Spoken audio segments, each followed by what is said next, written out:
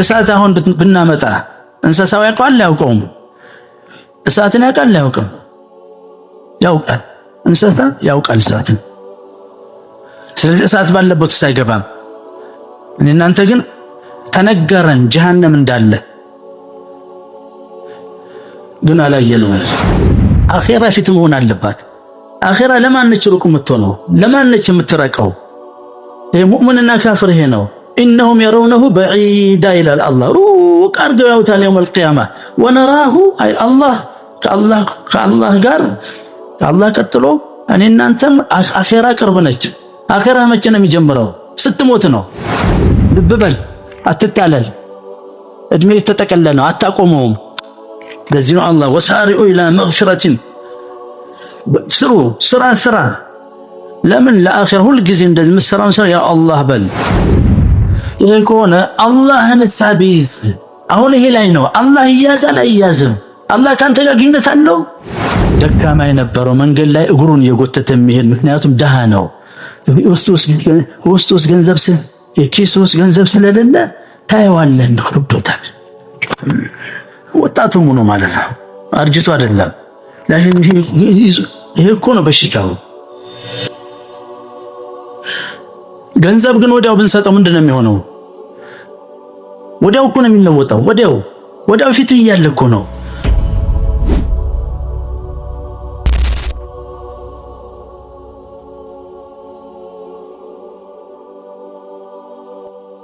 መጀመሪያ ላይ ሲናገር ቁርአን ስለ አደም አፈጣጠር ምንድነው የሚጠቀመው?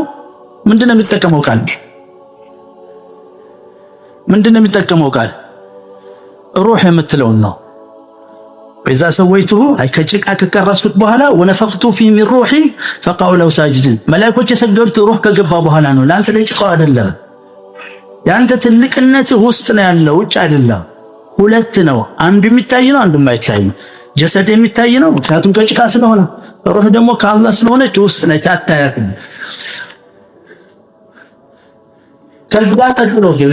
ከዛ በኋላ ከመጀመሪያው ላይ ሩህ ይጠቀምና ከዛ በኋላ ቁርአን ላይ የሚጠቀመው ምንድነው? ምን የምትለውን ቃል ነው የሚጠቀመው? ነፍስ ስትፈጠር መጀመሪያ ሩህ ነች። እቺ አላህ ሚስጥር ነች። ውስጥ ከገባች በኋላ ነፍስ ትሆናለች። ነፍስ ግን ታውቃታለህ። ሳይኮሎጂ የሚባለውን ሳይንስም እንኳን ካፍሮች ይዘውታል። ያው የትም ባይደርሱም ማለት ነው። ምክንያቱም ያለ ሪፈረንስ ስለሆነ ሪፈረንስ የላቸውም። ይሄ ማለት ልክ አንድ ትልቅ ማሽን አምጥተህ እዛ ገጠር ውስጥ አንድ ገበሬ የሚሰጠው ምን እንደሚያደርገው ካታሎግ የለውም። ካታሎጉ ካልመጣልህ ሰባብሮ እርሻ ማረሻ ነው የሚያጣው። ምንድነው ይሄ ደግሞ? ወይም ፈታቶ ይሸጠዋል አውላልቆ። ስለላቸው ብዙ ቦታ አልደረሱም። ትንሽ የደረሱበት ካለ እኛ አውሮፓን ያስተዳደርንበት ዘመን ውስጥ የወሰዱት ነው። 800 ዓመት ከስፔን የወሰዱት ነው። አንዳንድ እዚህ ሞደርን ሳይኮሎጂ ላይ እስላማዊ ነገር ታገኛለህ። ከዛ የተወሰደለ አሁን ሲጨንቅ ሂድና ሆስፒታል ሰው ጠይቅ ይላል። ሂድና ደሃ ሰደቃ አድርግ ይላል ሳይኮሎጂ።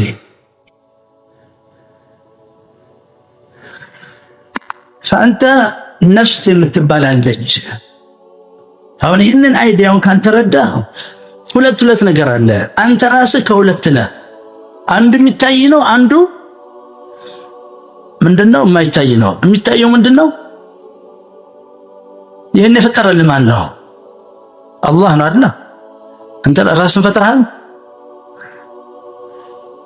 አም ኹሊቁ ሚን ገይሪ ሸይኢን አም ሁሙል ኻሊቁን። ይሄን ልብ ብለህ ተመልከት። ሐሳቡን ይሄን ካንተረዳኸው ኢባዳውን አትጠቀምበትም። ወዴት እንደሚሄድ አታውቀውም። ቢያንስ በጀሰዱን ባወቅኸው ልክ ይሄን ማወቅ አለብህ። ነፍስ የምትባላለች። እነዚህ ኢባዳዎች የተሰጡ ለይችን ነፍስያን ለማስተካከል። ይሄን ከጭቃውም ያለውን ክፍልን የሰራው አላህ ነው። ሌላ የፈጠረው አለ? አላህ ነው የፈጠረው። ነፍስያን የፈጠራት አላህ ነው። ልክ አስተካክሎ እንደፈጠረህ ነፍስያህንም የሚቀርጽልህ እሱ ነው። ሰው የሚያደርግህ እሱ ነው። ከአላህ ከራክ ምንድነው የምትሆነው? እንስሳ፣ ከእንስሳ በታች أم تحسب أن أكثرهم يسمعون أو يعقلون إنهم إلا كالأنعام بل هم أضل سبيلا እንደውም ከእንስሳቶች ናቸው ይላል። አላህን አግኝተህ የጀነት ሰው የምትኖረው እዚህ ነው። የውመል ቂያማ ሂሳብ ቀን ነው። ለምንድን ነው አላህ ለካፍሮች ወላ ኑቂሙ ለሁም የውመል ቂያማ ወዝና ያለ የውመል ቂያማ እኮ ሚዛን እናቆምላቸው ነው። ኸይር ስራ እኮ ይሰራሉ እነሱ።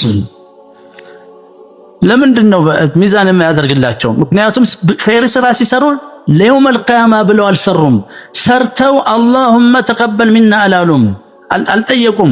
ለዚህ ነው አንተ ይህን ሶላት ሰግደህ አሁን ዝም ብለህ ወርውረው ከሄድክ አላህን ተቀበል ማለት አለብህ። ይህን ውሰድ። ይህን ዒልም የረቀቀ ዒልም ነው፣ ጥልቅ ዒልም ነው። ለአኺራ መስራት ምልክቱ አላህን ተቀበለኝ ስትል ነው። አላህን ተቀበለኝ ብለህ ተቀበለኝ ስትል ደግሞ ሁሉን ጉድለትን ሸፍነህልኝ ማለት አለብህ። ሪያ ሊኖርበት ይችላል፣ ኒፋቅ ሊኖርበት ይችላል፣ ብዙ በሽታ ሊጠናወተው ይችላል። ይህን ስራ ያን ሁሉ አፉ ብለህ ልብ በል። አኺራ ፊት መሆን አለባት። አኺራ ለማነች ሩቅ የምትሆነው? ለማነች የምትረቀው? ይሄ ሙእሚንና ካፍር ይሄ ነው። ኢነሁም የረውነሁ በዒዳ ይላል አላህ። ሩቅ አድርገው ያዩታል የውመል ቂያማ። ወነራሁ አይ አላህ ከአላህ ጋር ከአላህ ቀጥሎ እኔ እናንተም አኺራ ቅርብ ነች። አኺራ መቼ ነው የሚጀምረው? ስትሞት ነው። ደግሞ አንተ በጣም ስስ ፍጡር ነህ። አለ ስትባል ትሞታለህ። መቼ ሞተ? ምን ሆኖ ነበር? ሰዎች እንዳየናቸው ማለት ሊሳፈር ይወጣል። አንዴ ሊሳፈር አውቶቡስ ተራ ሊገባ በቀን ማለት እዚሁ አካባቢ ቅርብ ማለት 20 30 40 ኪሎ ሜትር አውቶቡስ ተራ ሲደርስ እኔ ወደ ፒያሳ እየሄድኩ ነበር። ቋት ላይ ሴንትራል ቁርስ ቤት የሚባል ነበር በዛ ወቅት። የዛሬ 25 ዓመት እንደዚህ ሆነ። 20 ዓመት በጣም እዛ የሚጠብቁ ሰዎች አሉ። እየሄድኩ ምናልባት እኔ በዚህ ሳልፍ ነው እሱ ሄደው በዚህ የገባው። እኔ ከዚህ ወጥቼ ማለት ሰፈሩ ሌላ ቦታ ነው። አውቶቡስ ተራ ሲደርስ አንድ ወዳጁን ያገኛል። ገና ሳይገባ በፊት በሮች ምንድነው እዚህ ሊሳፈር ነው አለው። ትንሽ እና ቦታውን ነገረው። የሚሳፈርበትን እዛው እያወራው ነው። ተሰማው። ሞት ሲመጣ እንደዚህ ነው። ደነገጠ። ሃይፐርቴንሽን አለበት፣ ብለድ ፕሬሸር ተነሳ። መለከል ሞት ወረደ ማለት ነው። ማዕድ ቤቱ ይድረስ አይድረስ አላውቅም። እኔ እዛ ስደርስ እዛ ተሰማ። ይሄ ሰው ሞተ እኮ አሉኝ። መቼ አሁን እዚህ አሁን ሲገባ ነበር እንዴት ሊሳፈር? መለከል ሞት ሲመጣ በእኛው ደረጃ የደረሰውን ነገር ያ ባለፈው ነግሬያቸዋለሁ። የቤቱ ሲደርስ ልጁ ደውላ እንትን አንዳንድ ለአራት የሚሆን ዕቃ ገዛልን ስትለው ትንሽ ወንድሟን ትልከዋለች። እዛ ይወጣል መኪና ላይ። እንደዚህ ነው እዛ ነው ገልፍ ውስጥ ነው ቤቱ እዚህ ነው እንጂ ዞሮ ሲመጣ እዚህ ሱቅ አለ። በሱቁ ላይ ወጣ። ገንዘቡን አወጣና ሁሉያ ወለደ ላንዝላለ ወረድና እህት ያለችውን ግዛ ብሎት ሪያሉን አውጥቶ እንደዚህ ሲያወጣ ልጁ ጋር አልደረሰም። መለከል ሞት ወርዷል። ብሩ እዚህ አልደረሰም። ልብ በል፣ አትታለል። እድሜ የተጠቀለለ ነው፣ አታቆመውም። ለዚህ ነው አላህ ወሳሪኡ ኢላ መግፊረቲን ስራ ለምን ለአኺራ ሁሉ ጊዜ እንደዚህ የምትሰራውን ስራ ያ አላህ በል። አንድ ስራ ስትሰራ اللهم اجعل عملي هذا خالصا لوجهك الكريم ولا تجعل شيئا منه لاحد او لا تجعل لاحد شيئا منه ለማንም ሰው አታድርግ። የሰራሁትን ስራ ለአንተ አድርግልኝ ያ ዱዓ ማድረግ አለብህ። ሁለት ነገር ነው ያለ። ጀሰድ አለ፣ ነፍስ አለ። ጀሰድ ይታያል፣ ነፍስ ትታያለች። አንተ ራስህን ነው የምታውቀው። ካንተ በፊት ደግሞ አላህ ነው የሚያውቀው። ራስን እያወቅ ማን እንደሆነ። ሌላ ሁለት ነገር አለ። ምንድነው? ዱንያና አኺራ። ዱንያ ትታያለች፣ አኺራ አትታይም። ገይብ አለ። እነዚህ የማይታዩ ነገሮች ማለት ነው። ኢማን በገይብ ነው። ገይብ ማለት በጆሮህ በአይንህ የማታየው በጆሮህ የምትሰማው ማለት ነው። ይሄ ቁርአን የተወሰደው በጆሮ ነው። ወሰሚዕ ሊማ ዩሃ ወሕይ ነው። ሹፍ አመለካከቱን ተመልከት። ሰዎች እንዳያታሉ አንድ ሐዲስ ይመጣል፣ አንድ አያ ሲመጣል ይሄ ነው አሊፍ ላም ሚም ዛሊከል ኪታቡ ላ ረይበ ፊሂ ሁደን ሊልሙተቂን አለዚነ ዩእሚኑነ ቢልገይብ ወዩቂሙነ ሰላህ። አለዚ ዩእሚኑነ ቢልገይብ ያኒ በአላህ አላህ ትልቁ ገይብ አላህ ነው፣ ራሱ ገይብ ነው። እነማ ቱንዚሩን መን ኢተበዐ ዚክረ ወኸሽየ ረሕማነ ቢልገይብ። አላህ ገይብ ነው፣ ጀነት ገይብ ነው፣ ጀሃነም ገይብ ነው። ለዚህ እኮ ነው አንተ ቀጥሎ ግን ይሄ የገይብ በዚህ በገይብ በአላህ በጀሃነም በጀነት በሒሳብ ቀን ማመን ምልክት ምንድነው? ወአቃሙ ሰላህ الذين يؤمنون بالغيب በገይብ የሚያምኑ በማያዩት ነገር የሚያምኑ ማለት በሰሙት አላውይቱም በጆሮአቸው። ከእንስሳ የምንለየው በዚህ ነው። ከእንስሳ የምንለየው በዚህ አይደለም። እሳት አሁን ብናመጣ እንስሳው ያውቃል አያውቀውም? እሳትን ያውቃል አያውቅም? ያውቃል። እንስሳ ያውቃል እሳትን። ስለዚህ እሳት ባለበት ውስጥ አይገባም። እናንተ ግን ተነገረን ጀሃነም እንዳለ ግን አላየነው። ሁሉም ነገር እንደዚህ መውሰድ አለበት። በገይቡ ላይ ኢማን ነው። ሌላ ተጨማሪ ማብራሪያ በቁርአን ካስመጣል ድረስ በገይቡ ላይ በስ በገይቡ ወይም ከነብዩ ሰለላሁ ዐለይሂ ወሰለም ማብራሪያ እስካመጣል ድረስ ከዛ በኋላ ስራ ነው። ስለዚህ አርካን الاسلام በሙሉ ገይብ ነው። حتى ረሱላህ ሰለላሁ ዐለይሂ ወሰለም ገይብ፣ ነብዩ ሰለላሁ ዐለይሂ ወሰለም ለኛ ምንድነው? ለኔና ለአንተ ገይብ ነው። ለሰሃባዎች ምንድነው? ሸሃዳ አይተውታል፣ ተነገራቸው። ይሄ ረሱላህ ተብሎ ተነገራቸው፣ አዩ፣ አመኑ። የሚገርመው የራሱ ዘመዶች አላመኑም። ኑሩን እያዩ እዛው ቁርአን ሲራጀን ሙኒራ ብለው يا أيها النبي إنا أرسلناك شاهدا ومبشرا ونذيرا وداعيا إلى الله بإذنه وسراجا. سراج مالتي بتأم تلك نور مالتنا عند صحيح. منيرا مالت مسراج مالتنا نور منيرا نور كامل التسر. يعني جايون كنا لمنو ما نأقوته أبو لهب ሲወለድ በጣም ተደስቶ ወንድሜ ወለደልኝ ብሎ ያን ሁሉ እንትን ድግስ የደገሰ ማለት ነው። አቡ ጀህል የነብዩ ሰለላሁ ዐለይሂ ወሰለም ያጎት ልጅ እሱም ተደስቶ አጎቴ ተወለደ ተብሎ ባሪያዎች ነፃ አውጥቷል፣ ግመሎች አርዷል። በኋላ ከፈሩ ሐቁን ይዞ ሲመጣ ነብዩ ሐታ እኛ ያመንበት ተመልከት አላህ የሰጠህን ኒዕማ። አሁን ሙስሊም ባትሆን ሳይት ነበርክ ንገረኝ እስቲ፣ የት ነበርክ በዚህ ወር እያወቅህ እየተሰማ? ምክንያቱም አሁን ገንዘብ ብንሰጥ ምንድነው የምትሆነው? ወዲያው እኮ ነው የሚለወጠው ሰው። ይሄ ሰው ደካማ የነበረው መንገድ ላይ እግሩን እየጎተተ የሚሄድ ምክንያቱም ደሃ ነው። ውስጥ ገንዘብ ኪስ ውስጥ ገንዘብ ስለሌለ ታየዋለህ እንደው ከብዶታል። ወጣቱ ሆኖ ማለት ነው፣ አርጅቶ አይደለም።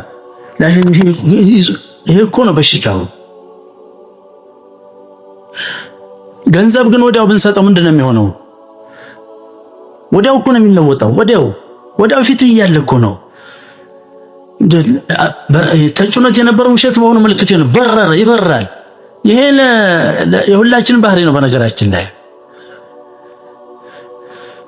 ነውሩ ምንድነው? ጉድለቱ ምንድነው? ይሄ ከአላህና ከገንዘብ ማን ነው የሚበልጠው? ገንዘብን በልጣል ካንተ የገንዘብ ባሪያ ነህ። ነብዩ ሰለላሁ ዐለይሂ ወሰለም ተዒሳ አብዱ ዲናር ብሏል። ተዒሳ ወንተከሲ ወደ ልካሽ ነው የተወሳቆለ ነው ሰውየው። ዲናር ወርቅ ማለት ነው፣ ድርሃም ብር ማለት ነው። ትክክለኛው ወርቅ ብር መጣ በኋላ ነው። طيب በሂሳብ እንኳን ብትወስደው ይሄንን ገንዘብ ሳገኝ እንደዚህ ኃይል ተሰማኝ ተፍታታዋ እንደታሰረሰው ነበር።